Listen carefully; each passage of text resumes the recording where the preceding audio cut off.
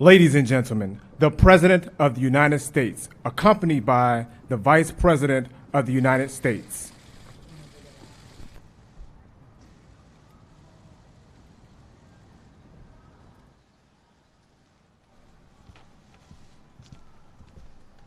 Thank you very much. Thank you.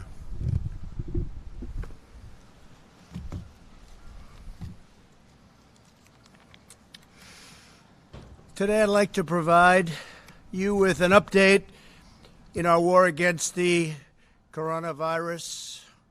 Thanks to our comprehensive strategy and extraordinary devotion to our citizens, we've had such tremendous support all over. We continue to see encouraging signs of progress.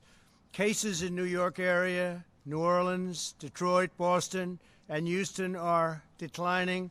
Denver, Seattle, Philadelphia, Washington, D.C., Atlanta, Nashville, Indianapolis, and St. Louis are all stable and declining. All parts of the country are either in good shape, getting better, in all cases getting better, and we're seeing very little that we're going to look at as a superseding hotspot. Things are moving along. Really a horrible situation that we've been confronted with, but they're moving along. As we express our gratitude for these hard-fought gains, however, we continue to mourn with thousands of families across the country whose loved ones have been stolen from us by the invisible enemy. We grieve by their side as one family, this great American family, and we do grieve. We also stand in solidarity with the thousands of Americans who are ill and waging a brave fight against the virus. We're doing everything in our power to heal the sick and to gradually reopen our nation and to safely get our people back to work. They want to get back to work, and they want to get back to work soon. There's a hunger for getting our country back, and it's happening faster than people would think. Ensuring the health of our economy is vital to ensuring the health of our nation. These goals work in tandem. They work side by side. It's clear that our aggressive strategy to slow the spread has been working and is saving countless lives. For those who are infected, we've taken unprecedented action to ensure they have the highest level of care anywhere in the world. The federal government has built more than 11,000 extra beds, shipped or delivered hundreds of millions of pieces of personal protective equipment, as you know. In fact, some of the people here are going to be talking about it, some of our greatest executives, some of the greatest anywhere in the world, and distributed over 10,000 ventilators. And we now have, in a very short period of time, many have been delivered and hundreds of thousands are being built. And frankly, every governor has more ventilators right now than they know what to do with. They're actually shipping them to different locations, and we're shipping some to our allies and others throughout the world because we have ventilators. Like the job that they've done in getting this very complex piece of equipment built is actually incredible.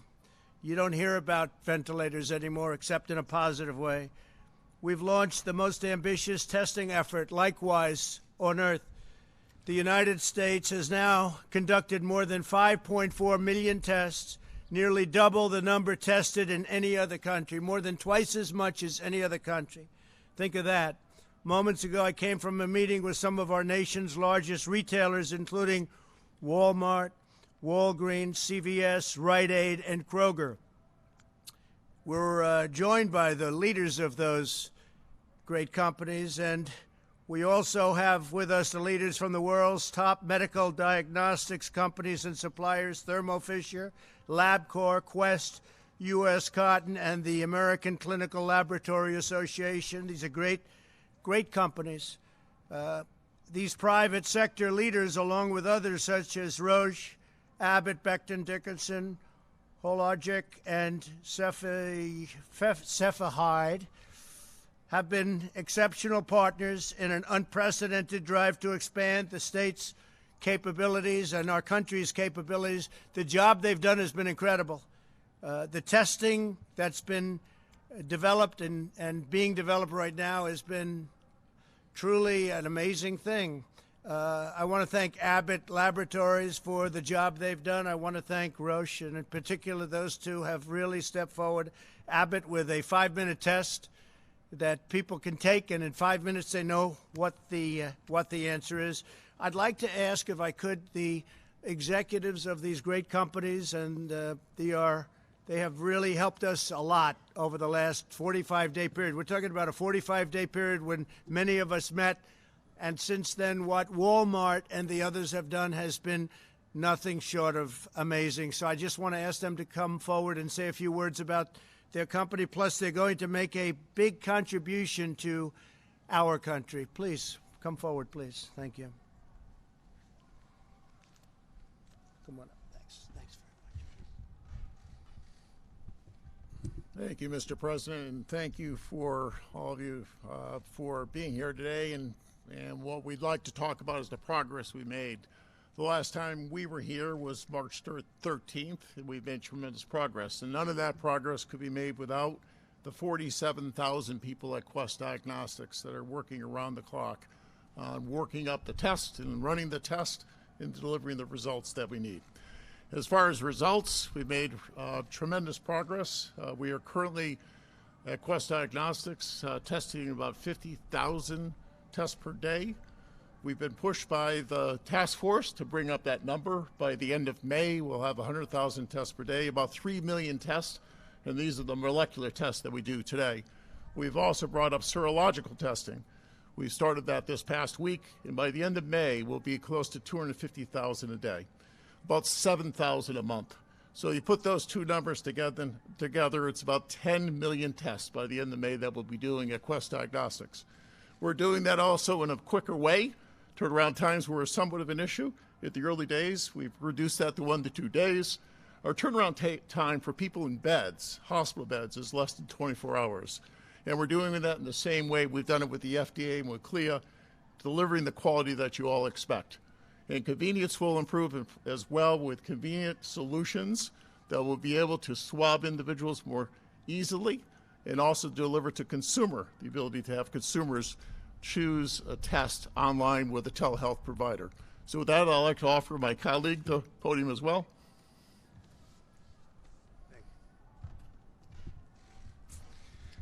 Mr. President, thank you very much for your leadership and for having us all here today. Our scientists and our lab technicians are working day and night in order to do as many tests as we possibly can for the American public and to turn those tests around as quickly as possible. Just 45 days ago, we said we could do several thousand tests a day. We can now do 60,000 tests a day, and we're continuing to expand that capacity every single day. In addition, our scientists are working to make testing more convenient and easier. We have the swabs now that are much smaller than the original ones that we originally launched with, but we also have the Pixel by LabCorp at-home test. That test right now is for healthcare workers on the front line and first responders, but we will be rolling that out much more broadly over the coming weeks. And we're going to roll it out with absolutely no upfront cost for the individual consumers. At the same time, we are building our capacity for serology testing. And we can currently do about 50,000 today, and we'll be able to do several 100,000 per day by the middle of May. And we're going to be working with the retailers, our colleagues that are here today, to help them as they expand their testing capabilities across the entire country. And lastly, Mr. President, we have a rather large drug development business, and we will continue to work with our colleagues in the pharmaceutical and the biotechnology industry to ensure we do everything we possibly can to enroll clinical trials fast so that we can get new treatments and potential vaccines. Thank you. Thank you very much. Thank you very much. Please go ahead. Thank you. Mr. President, thank you, and thank the administration for all of their collaboration to enable Thermo Fisher Scientific to be able to produce the test kits that companies like LabCorp and Quest and the public health labs around the world run. We met our original commitments of producing 5 million kits a week, and we're up to scaling that to double that in the coming weeks in terms of supporting testing around the world. I'd like to thank my 75,000 colleagues around the world for their tireless effort to make that a reality and supporting all of our customers to have the testing necessary to get America back to work. Thank you very much. Great job.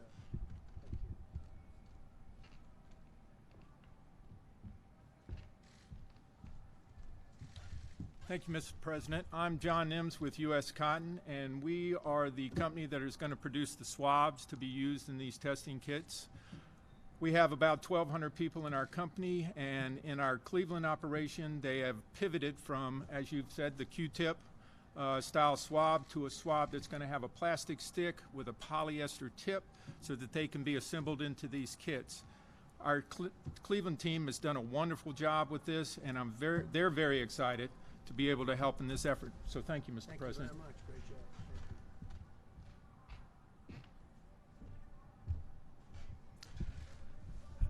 Mr. President, thank you. I'm Larry Merlo with CVS Health, and it was just over a month ago that we opened up our first drive-through test site. And since that time, we have opened large-scale testing facilities across 5 states in partnership with the administration and working with the governors of Rhode Island, Massachusetts, Connecticut, Georgia, and Michigan. And these sites are enabling us to test approximately 1,000 individuals a day with real-time results. We now have a capacity to test about 35,000 individuals each week. And this afternoon, we announced plans to expand that capacity even further.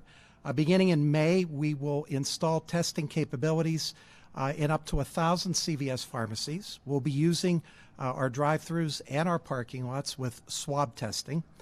So again, you'll see that coming online in May.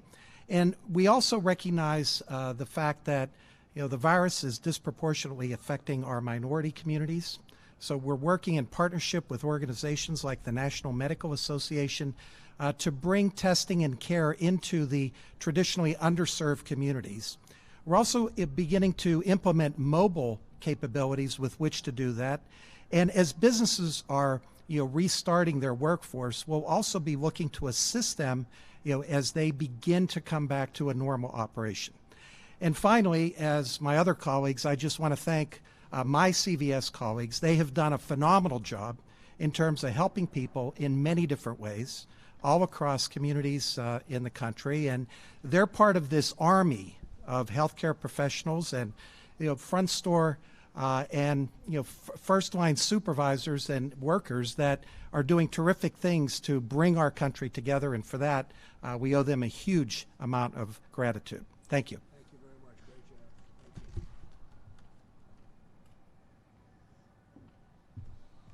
Thank you. Thank you, Mr. President. Appreciate the invitation to be here today. And it was just 45 days ago when we were here. I'm Richard Ashworth. I oversee Walgreens in the U.S. And I just want to start off, Larry, like you, thanking the over 200,000 Walgreens team members who are in stores every day all across America taking care of our patients and our customers, giving them essential daily needs, the prescriptions, obviously, that they need, and even COVID testing while we're here. We also announced today we'll be expanding our testing capabilities across all states, including Puerto Rico. We'll be able to triple the volume that we do now in partnership with our lab partners, and we're excited to be able to do that. We're really excited with the public-private partnership that we have here because that's what's enabling us to do this, and we look forward to working with the additional states to get these sites up and running as fast as possible. As a pharmacist, I just want to say one quick thing. I'm really proud to be part of this profession, and not just Walgreens pharmacists and pharmacy employees, but all of them across grocery, mass, independents. You're really doing what you should be doing and what you went to school for, to help patients, counseling them on their medicines and helping them understand the problems that we're facing.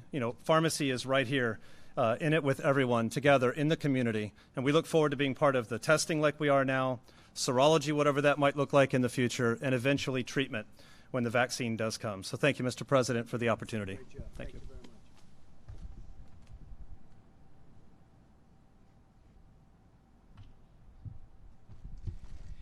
Thank you, Mr. President. Thank you, Mr. Vice President. We appreciate all you're doing to get America back to work and doing it safely.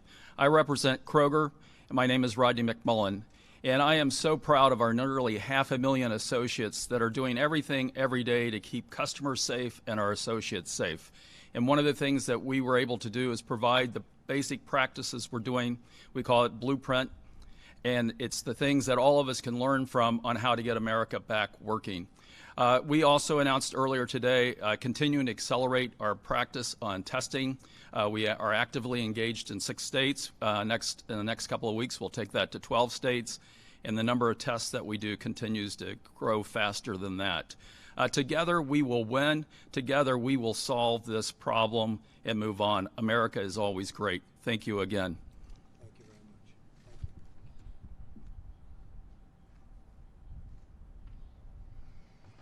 Thank you, Mr. President. My name is Doug McMillan. I'm a Walmart associate, and I, too, would like to start by thanking our associates for everything that they're doing in our stores, Sam's Clubs, distribution centers, and in our e-commerce fulfillment centers. They've been inspiring and continue to have a can-do attitude and step up. It's much appreciated. We started 45 days ago, as did everyone else, and we've been operating sites for a while now. We're now up to 20 sites across 11 states. By the end of next week, we'll be to 45, and by the end of May, we'll be at 100. We also, a few weeks ago, Vice President Pence and I were in a distribution center in Virginia, a food distribution center. He was kind enough to come and thank our associates for us there, which is much appreciated. And the President and Vice President were speaking on the phone about surgical gowns, and the President asked if we could put in an order for millions of surgical gowns, and we don't normally buy those, so I wasn't sure if we were going to be able to do that. But I'd like to thank our apparel team and McKesson in particular for partnering with us. We've been able to, in the month of April, secure an additional 2.5 million surgical gowns, and by the end of May, we'll have an additional 6 million available to help. So thank you for the opportunity to serve and for being here. Great job. Thank you.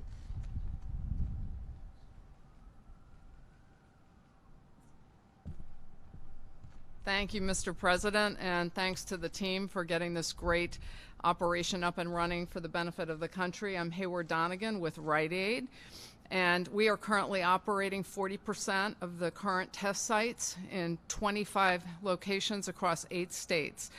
And I had the opportunity, as I was driving up, to stop at our Richmond location and see the testing in action and thank the associates, whether it be security or pharmacy, front end, everybody who's helping with this great effort, and all of the customers that appreciate this so much. It was really amazing to see. And I want to thank my 50,000 associates also for keeping these retail locations up and running during these really, really tough times. It's been quite amazing. And we, too, are going to expand our testing, and we're doing about 1,500 a day. Thanks. So thank you all very much. It's incredible what we've done together over a short period of time. I want to thank our Vice President for the task force and the work. Every day it gets better, and we had a fantastic call with the governors today. And I would say that they are as thrilled as they can be, considering that the fact is that there has been so much unnecessary death in this country. It could have been stopped, and it could have been stopped short, but somebody a long time ago, it seems, decided not to do it that way, and the whole world is suffering because of it, 184 countries at least. But I want to thank all of these great business men and women for the job they've done. They've been fantastic with us, working with us. And as you know, for several weeks, my administration has encouraged the governors to leverage unused testing capacity in states. Very few understood that we have tremendous capacity. Then 1 week ago, we provided each governor with a list of names, addresses, and phone numbers of the labs where they could find additional testing capacity in their states. Within 48 hours, the number of tests performed across the country began to absolutely skyrocket. On Saturday alone, more than 200,000 test results were reported, which is a gigantic number, bigger than any country anywhere in the world for a much longer period of time. A number that is an increase earlier in the month when we tested roughly less than 100,000 a day. So we much more than doubled it, and that will be doubling again very shortly. We are continuing to rapidly expand our capacity and confident that we have enough testing to begin reopening and the reopening process. We want to get our country open, and the testing is not going to be a problem at all. In fact, it's going to be one of the great assets that we have. Today, we're releasing additional guidance on testing to inform the states as they develop their plans for a phased and very safe reopening. Our blueprint describes how states should unlock their full capacity, expand the number of testing platforms, establish monitoring systems to detect local outbreaks, and conduct contact tracing. We have it all. Other countries are calling to find out what are we doing and how do you do it, and we're helping them. We're dealing with a lot of countries, helping them on testing, just like we did on the ventilators. I directed our Medicare program to make it easier for seniors to get the testing that they need, and the pharmacies, as you know, we are allowing pharmacies now to do testing, and we have other testing locations that we're going to be allowing also, but having pharmacies get involved in testing is a very big deal. We're also asking governors to do the same in their Medicaid program, so they're going to be able and authorized to do the same in Medicaid.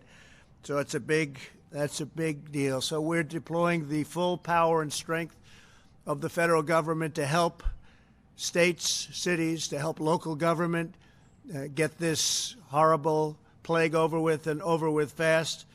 There's tremendous energy in our country right now. There's energy like people haven't seen in a long time, a spirit that they have not seen, and we're doing very well, considering what happened to us, and considering if you look at what happened to others.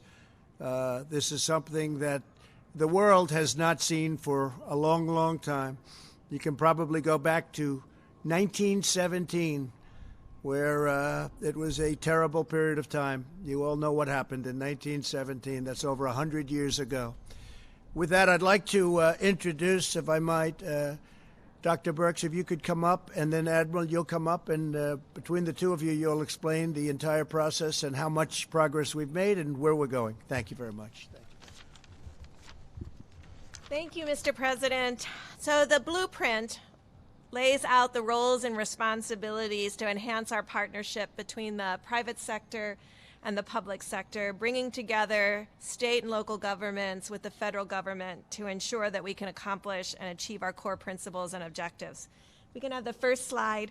The core elements of the testing plan include both three elements: robust diagnostic testing plans developed in partnerships with state, and I just really want to thank the governors and the health officials, both at the state and local levels, who've been working with us day and night to work through these issues, and also all the laboratory directors in many of the states, as well as the American Society for Microbiology, who've been working with us to ensure that the plans were efficient and effective. Within the robust diagnostic testing plans, it was really unlocking the full capacity of the state, increasing the number of testing platforms. We now have multiple tests for different platforms, increasing the ability to collect samples, increasing testing and laboratory supplies, and ensuring that we work together to make sure that every client receives the tests that they need. This is added with timely monitoring systems. And what do I mean by that? It's systems where we bring together the ability to not only diagnose the symptomatic, but proactively and interactively work with individuals that we know are at higher risk. We've worked with states to look at where the outbreaks have occurred when they're not in the large metros, and we see that it occurs very often in places of closed settings among our Native Americans and among our long-term care facilities.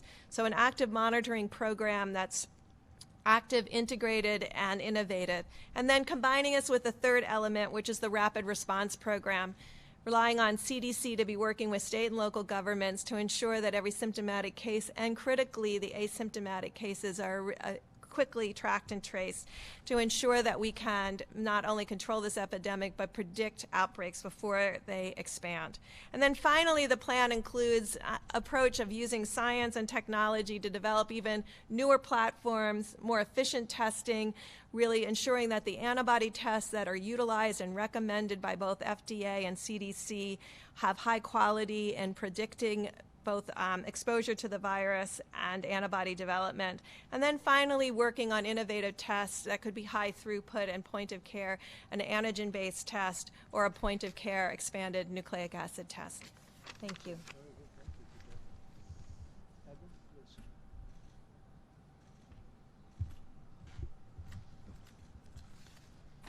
Thank you, Mr. President, and thank you, Ambassador Birx.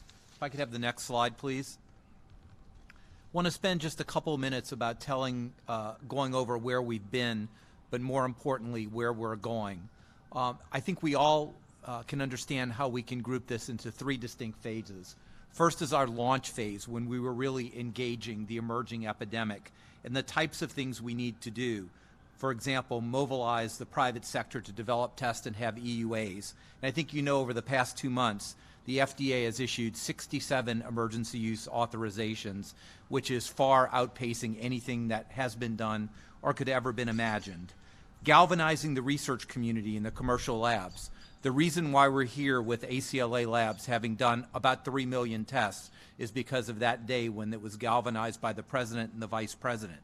We also set models in the community. Those first community-based testing sites that were federally supported and really under the direction of the U.S. Public Health Service, people who had been in Japan testing people on the Diamond Princess to assure that it would be done right and it would be done safely for everyone involved. Then we moved to really scaling. That phase was very, very important because we knew we needed to be at an immense scale to enter the third phase about supporting opening again. This again, for example, a lot of my life is about swabs. It was enhancing the production capability of a small company in Maine called Puritan that you'll hear a whole lot more about, that is sort of the swab provider for the country, but also because of the FDA actions and the actions of scientific community being able to broaden the types to spun polyester. So U.S. Cotton can now come in and start delivering within the next couple of weeks 3 million swabs per week of a different type. It also did things like expanding the community-based testing sites. Whereas we started small with the commercial partners, you see today, right now, we have 73 of this 2.0 sites going to 110. And very importantly, this demonstrated the model. And 68% of those sites are in communities of moderate or high social vulnerability, and 22% are in the highest social vulnerability communities, so that we can make sure the testing gets where it needs to be. You've just heard that that could be expanded to thousands of sites. And finally, stage 3, which is very exciting, coordinating with governors to support testing plans and rapid response programs. Over the past week, a multidisciplinary team from the White House, HHS, FDA, FEMA, has met virtually with multidisciplinary teams from every state, Puerto Rico and the District of Columbia, to understand what their testing aspirations are and to make sure that we can meet those demands.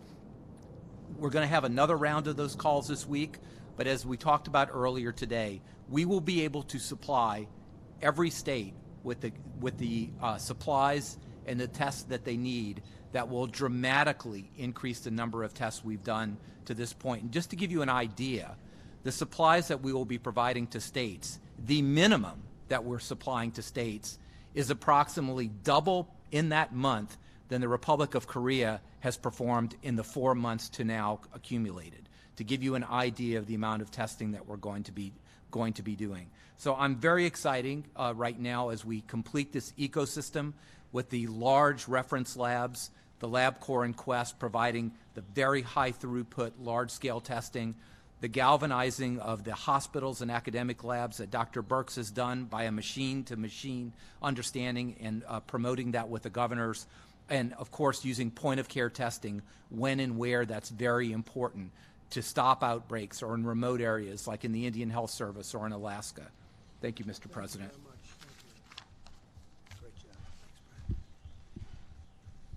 Okay, so with that, we're here to answer some questions. And Mike is up here also, so we'll answer. Steve, please go ahead.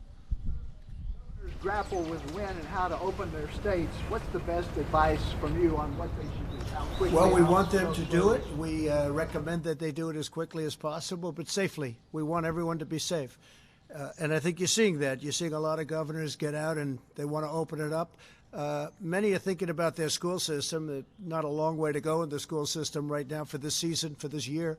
But I think you'll see a lot of schools open up, even if it's for a very short period of time. I think it would be a good thing because as you see in terms of what this vicious virus goes after, young people seem to do very well. Young people seem to do very well. So I know that there are some governors that aren't necessarily ready to open up their states, but they may be ready to open up their school systems. We'll see, but that's their choice. But the word is safety, okay? Rapid, but safety. Yeah, please. Go ahead, please. Thank you, Mr. President. I have a question for you regarding one of the members of your coronavirus task force, and that's Secretary of HHS Alex Azar. Yeah. On January the 28th, he was in the briefing room, and in the briefing room, he told reporters that for the individual American, the virus should not be an impact on their day-to-day life. 3 months later, more than 55,000 of our fellow Americans have now lost their lives. Mr. President, why is he still your top health advisor? Why is he still serving as the HHS secretary? Well, I think it's a very unfair question because you have many great professionals. Some of them you have great respect for, and you have many people in the other party. You mentioned Alex Azar, but you have many people in the other party that have said the same thing and with even more confidence. So a lot of people didn't get that right. I was very fortunate, whether it was through luck or whatever, that we closed the border. We put a ban on China other than our citizens coming in. We had our citizens. You can't keep out American citizens. You know, gee, you can't come back into your country. That's a little tough to do, but we put a ban on China. That was very fortunate. But I could tell you that Nancy Pelosi was dancing in the streets in Chinatown. She wanted to go, let's go out and party. Now, that was late into February, so you don't mention that, but you could mention that. Go ahead. Any other? Please, go ahead. Go ahead. Mr. President, he has not been in a briefing Yeah, please, stand up. since April the 3rd. Does that show confidence? You should have no complaints, please. Thank you, Mr. President. Yesterday, you retweeted someone who alleged that Democrats have quoted, quote, inflated the mortality rate of the coronavirus by underreporting the infection rate. Do you believe that's true, that there's some sort of conspiracy theory regarding the number of infections states are reporting? Well, I can only say what we're doing. We're reporting very accurately. If you look at other countries are not. I mean, you can look at China, you can look at numerous countries where I don't think those are right numbers. I can only say what we're doing. It's very important to us to do very accurate reporting, and that's what we're doing. John, go ahead, please. By retweeting that, Mr. President. Thank you. Please. Mr. President, I wanted to ask you about the payment protection plan, the CPP plan to help small businesses. Yeah. There have been a lot of concerns today with the website just not working. In fact, we heard from the American Bankers Association saying that they are deeply frustrated and that until it's fixed, American banks will not be able to help struggling small businesses. Do you know? Well, I just came out and I hadn't heard. I heard there was a glitch. We'll find out whether or not that's so. Certainly, it did work out very well for the original amount of money. This is the second amount, and I'll find out about that. We're relying on the banks to go out and do an accurate job. Yeah, please, in the back. All the companies that get aid, Mr. President. Well, I wouldn't mind doing that. I don't know what the legal status of something like that. I would like to do that, as far as I'm concerned. I'm not involved in that process, but I would certainly like to have it listed. I'd have to find out if there's a legal problem, but if there isn't, I would do it gladly. Please. Mr. President. Charlie Spearing, Breitbart News. And a majority of polls show that Americans blame China for the spread of the coronavirus, and yet they're taking advantage of the crisis to make the world more dependent on their supply chains. How do you hold China accountable, and how do you keep our country? Well, Charlie, there are a lot of ways you can hold them accountable. We're doing very serious investigations, as you probably know, and we are not happy with China. We are not happy with that whole situation, because we believe it could have been stopped at the source. It could have been stopped quickly, and it wouldn't have spread all over the world. And we think that should have happened. So we'll let you know at the appropriate time, but we are doing serious investigations. American businesses from relying on China for their supply chains. How do you fix that? Well, we've already discussed that, and especially having to do with medical supplies and others. If you looked prior to this virus, the deficit was coming way down under my administration because I put massive tariffs on China. We took in tens of billions of dollars, gave some of it to the farmers who were unfairly targeted by China. Nobody's ever done that before. We never took in 10 cents from China. Now, all of a sudden, I think you know very well, we've taken in tens of billions of dollars. I helped the farmers by giving them 2 years ago $12 billion, all coming from China, and we had plenty left over, too. And then the following year, $16 billion. And this year, we're also going to help our farmers. But nobody's ever done a thing like that because they were targeted unfairly by China. So we're doing a very strong investigation, and we'll let you know what the result of that is. We should be able to get the answers to. Mr. President, go ahead, please. As you talk about potentially reopening up America again, as we see in the slides behind you, what data are you going to look at in the future to see if restrictions need to be reimposed? Yeah, we're looking very much and reliant very much on the local areas, the governors. And that's been the way it has been for me, maybe not for everybody, but for me, that's the way it's been at the beginning and from the beginning. The governors, some of them are doing an extraordinary job, not all of them, but some of them, and I think all of them maybe have a chance to do that. Some will be a little bit different. The areas are much different. Manhattan is much different than Montana. You have a lot of different circumstances. And obviously, if you look at the virus, it hit some areas, hasn't hit very much other areas, not even at all, almost not at all. But the entire country has been infected. West Virginia is an example. I spoke to Jim Justice, the governor of West Virginia, and they were long before anything hit, and they had numerous deaths, even in West Virginia, and they were really the last one to be hit. So we're dealing with the governors. We had a really great call today, as I told you. Very, very solid. These were not complaining people. These were people that they had everything they needed. They had their ventilators. They have their testing. They see their testing is growing. They're growing their testing. We're helping them. We're getting them what they need. And that was a group I'm sure some of you were on the line, even though you weren't supposed to be. And I think you know what the result of that call was. Please go ahead. Supply chain, sir. Following up on Charlie's question on making China, holding them responsible, Germany sent a bill to China for $130 billion, 130 billion euros for the damages caused by the coronavirus. Would your administration look at doing the same? Well, we could do something much easier than that. We have ways of doing things a lot easier than that. But Germany's looking at things, and we're looking at things, and we're talking about a lot more money than Germany's talking about. Yeah, please go ahead. We haven't determined the final amount yet. Thank you, Mr. President. It's very substantial. If you look at the world, this is worldwide damage. This is damage to the U.S., but this is damage to the world. Yeah, please. Thank you, Mr. President. Attorney General William Barr directed federal prosecutors to watch out for state and local officials that might be violating the Constitution by some of their stay-at-home orders. What's the strategy there? Will the federal government sue local authorities? Well, you'd have to ask Attorney General Barr, but I think he wants to see, like everybody, he wants to see people get back and wants to see people get back to work. He doesn't want people to be held up when there's no reason for doing it. In some cases, perhaps it's too strict. He wants to make sure people have their rights and they maintain their rights, very importantly. So a lot of people would agree with him. But you'd actually have to ask that question specifically from a legal standpoint to Attorney General Barr. Federal government suing state It would depend on the state. It would depend on the circumstances of the state. I mean, some states are, perhaps a little early, and some states are a little bit late. And the Attorney General, I read that, and I saw that. And frankly, the Attorney General doesn't want to have rights taken away because, there are some people, they're not allowed to open up a store or they're going to lose their livelihood. And by the way, that causes death also between all of the things that happen. And this has been a big study. The fact that people aren't allowed to have their freedom causes a tremendous amount of problems, including death. So that's what he's talking about. Please, in the back.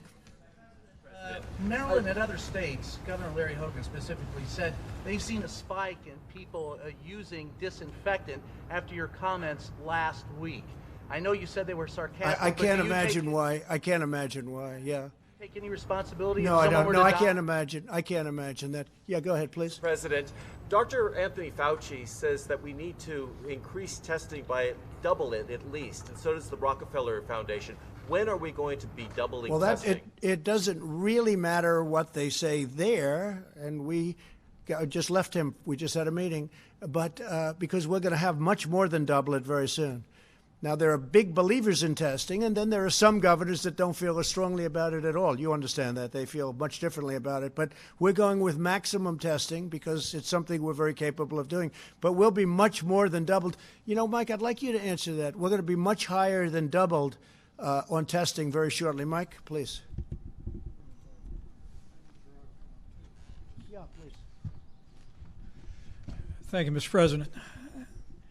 I hope the American people looking on today are as proud as the President and I are of the incredible public and private partnership that you heard from today. It was 2 months ago that we had done less than 10,000 tests for the coronavirus in the United States. But because the President brought together these incredible commercial labs, brought together the best-known retailers in America. Now, Mr. President, we have 5.4 million tests. And as you said earlier today, we've done more than 200,000 tests in a single day. As we met with governors today, I sense the enthusiasm among governors for the way that testing is scaling all across the country. And we assured them on the call today that we're going to continue to directly partner with them to make sure that all of the resources you heard about today continue to be expanded. But I want to ask Admiral Giroir, who is literally working day in and day out with the governors, to describe some of the numbers for exactly where we will be. We're north of 5 million tests done now. It is remarkable to think of the pace of acceleration. But Admiral, maybe you could speak about exactly when we will reach the point that some of the experts say that they think we need to be at, whether that be 300,000 tests a day or 500,000 tests a day. But what's remarkable to me as a layperson, Mr. President, is because of this partnership you've forged, we're almost there, and we'll be there very, very soon for the American people. But everyone who is as anxious to see America reopen as this president and our entire administration are should know that the three-phased approach that the president outlined 10 days ago, we believe, and I believe increasingly governors understand around America, that we have a sufficient amount of testing today for every state that qualifies to enter phase one to begin to reopen their economies. But, Mr. President, with your permission, I'll just ask Admiral Giroir to give some specific numbers about how quick, for all that we've done, how much more quickly you'll see an expansion of testing because of the partnership that you witnessed again here today. Thank you, Mr. President, Mr. Vice President. The number of tests that need to be done depends on the state level. You understand that places where there's high virus circulating will need many, many more tests. Places that do not have high virus circulating may need less tests. But let's just assume Dr. Fauci was talking about a 4 million per month number, which was sort of a week ago where we are. So we will, according to the governor's plans for next month, we will easily double that 4 million number. We will have over 20 million swabs that we're going to send out. We will have over 15 million tubes of media. We have all the tests matched machine to machine in a focused area. We've gone state by state and understand that. And this is not even including what you just heard, the 5 million per month tests by LabCorp and Quest, or the point of care test by Abbott, or all the other tests that are out there. So in May, we are going to be doing more testing in this country. And people talk about South Korea a lot. The states with the least amount of testing will double the overall cumulative number per capita that South Korea has done in 4 months, to give you that understanding. Go ahead, John. Sure, this sounds incredibly promising. Walgreens, CVS with the drive-through tests, the diagnostics agencies. But we sat here in the Rose Garden back on March 13, and these companies were here, some other companies were here. By my count, only 69 drive-through test sites have been set up by the companies that were here.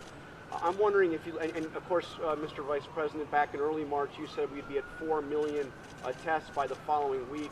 We're just now got there in the last few days. So what have you learned about what went wrong, a month and a half, or over the last month and a half or 2 months, and what's going to go right now? What lessons have you learned from the mistakes over the last month and a half or so? John, I appreciate the question, but it represents a misunderstanding on your part and frankly, a lot of people in the public's part about the difference between having a test versus the ability to actually process the test.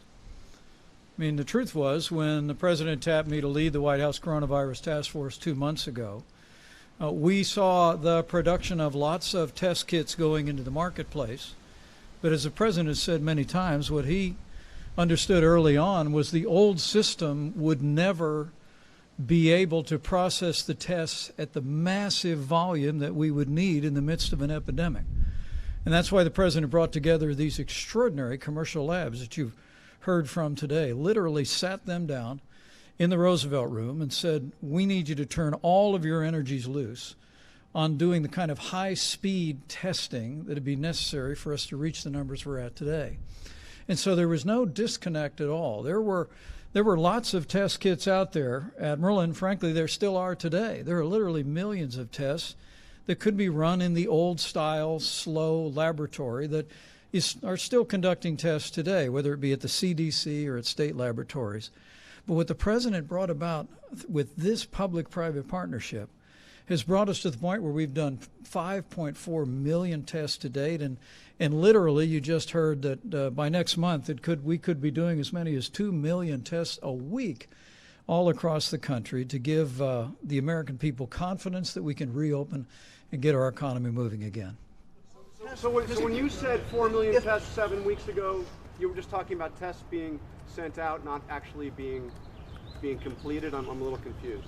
John, I think precisely correct that in my first week on this job, we were informed that HHS, I believe IDT was the vendor, Admiral Giroir, that had distributed 1 million, was distributing another 4 million, and we believe they did. But again, those were tests that, frankly, but for the President's leadership, we'd still be waiting on those tests to be done in many cases, because they were tests that were designed to be run in the old laboratory model.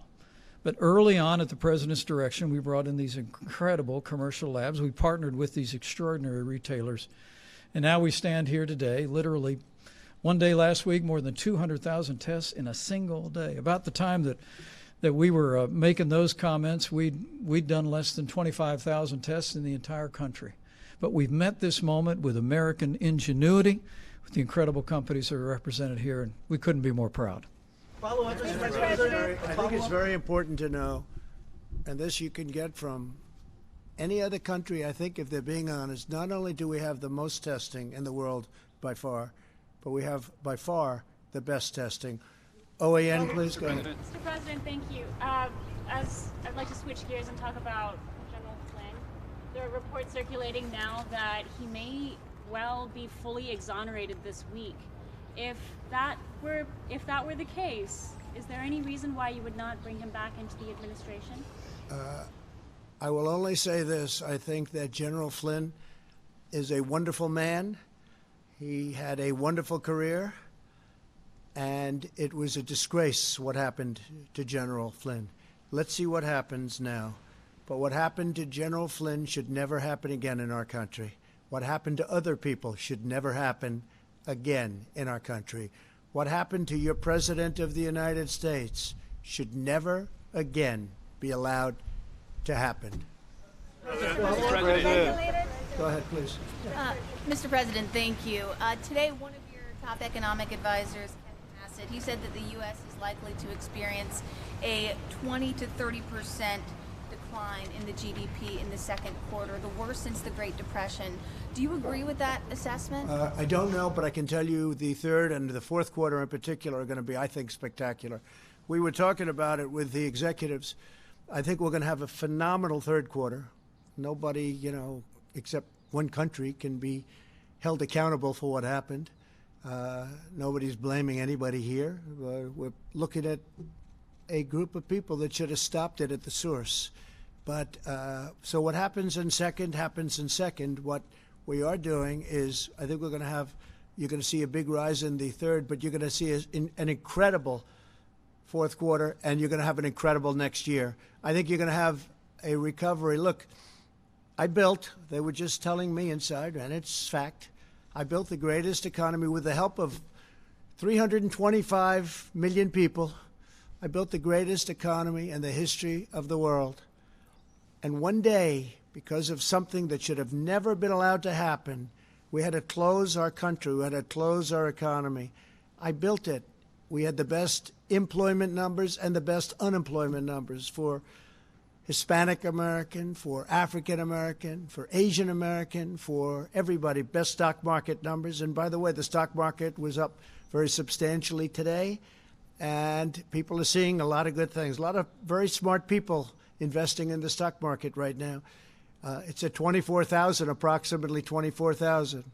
And if you would have said, with the tragedy that this country had to endure and go through, with all of the death and the people that died and were so badly hurt, by what happened. And you can only say God bless them. But if you would have said that our country would be in the position we're now, we're ready to move forward. We'll never forget loved ones. We'll never forget these great people that sacrificed for a reason of incompetence or something else other than incompetence, what happened at a point where they could have protected the whole world, not just us, the whole world. But we had the greatest economy ever in the history of our world, and I had to turn it off in order to get to a point where we are today. And now we're making a comeback, and I think we're going to have economically, from an economic standpoint, next year an unbelievable year. And I think that you're going to see a fantastic fourth quarter, and the third quarter will start to build. But the second quarter, obviously, you're going to have GDP lack of growth. I'm looking at the head of Walmart.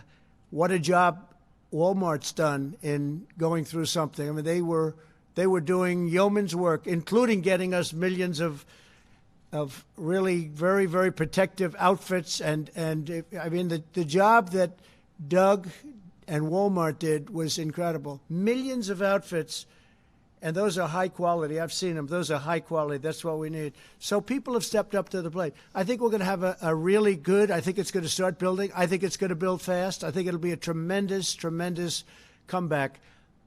And, so I say I built the greatest economy with all of the people that helped me and all of the people in this country. We built the greatest economy the world has ever seen, and we're going to do it again. And it's not going to be that long. Okay. Yes, please, go ahead. Mr. President, opening up the country, how long will you keep up the travel restrictions for Europe? Well, we're looking at that, and it depends on how long it's taking Europe to heal. Italy is starting to make a comeback. I'm very happy to see that with my friend, the Prime Minister. It's tragic what went on in Italy and Spain and France and Germany, frankly, and every country over there. It's tragic. But we'll be looking at what's happening in Europe, and certainly we want to do that, and they want to do it too. They want to do it very badly. Yeah? Do you have any update on Kim Jong-un's health? Have you gotten any update on Kim Jong-un's health? Has he responded to your letter from March? On Kim Jong-un? I can't tell you exactly. Yes, I do have a very good idea, but I can't talk about it now. I just wish him well. I've had a very good relationship with Kim Jong-un. If I weren't president, you'd be in war. You would have been in war with Korea. You would have been in war with North Korea if I wasn't president. That I can tell you. He expected that. That I can tell you. I hope he's fine. I do know how he's doing, relatively speaking. We will see. You'll probably be hearing in the not-too-distant future. All right, one or two more. Go ahead, please. Yeah, a question about the 2020 election. Yeah. Your likely Democratic opponent, Joe Biden, recently suggested that you were considering changing the date of the election, that you might try something like that. That's my first question. The same I question never even thought of changing the date of the election. Why would I do that? November 3rd. It's a good number. No, I look forward to that election, and that was just made-up propaganda, not by him, but by some of the many people that are writing little statements. I see all the time, statement made, you say so, statement made per Joe Biden, Sleepy Joe. He didn't make those statements, but somebody did. But they said he made it. No, let him know I'm not thinking about it at all, not at all. Okay, go ahead in the back, please. The bipartisan Senate Intelligence Committee came out with the fourth installment of its report. It concluded that Russia interfered in the 2016 elections and there was not political bias. Do you accept its conclusions? Oh, I don't know. I haven't seen the report. Yeah, please, go ahead. President, nice to see you. I think you have a good relationship with North Korean leader Kim Jong-un. But last Saturday, Senator Graham, he mentioned in the Fox News, he interviewed, he said... he didn't say anything last Saturday. Kim Jong-un nobody knows where he is, so he obviously couldn't have said it. If you have this is breaking news. Yes. That Kim Jong-un made a statement on Saturday? I don't think so. Okay, go ahead. Let's do one more, please, in the back. If an American president loses more Americans over the course of 6 weeks than died in the entirety of the Vietnam War, does he deserve to be reelected? So, yeah, we've lost a lot of people, but if you look at what original projections were, 2.2 million, we're probably heading to 60,000, 70,000. It's far too many. One person is too many for this. And I think we've made a lot of really good decisions. The big decision was closing the border or doing the ban, people coming in from China, obviously other than American citizens, which had to come in. Can't say you can't come in, you can't come back to your country.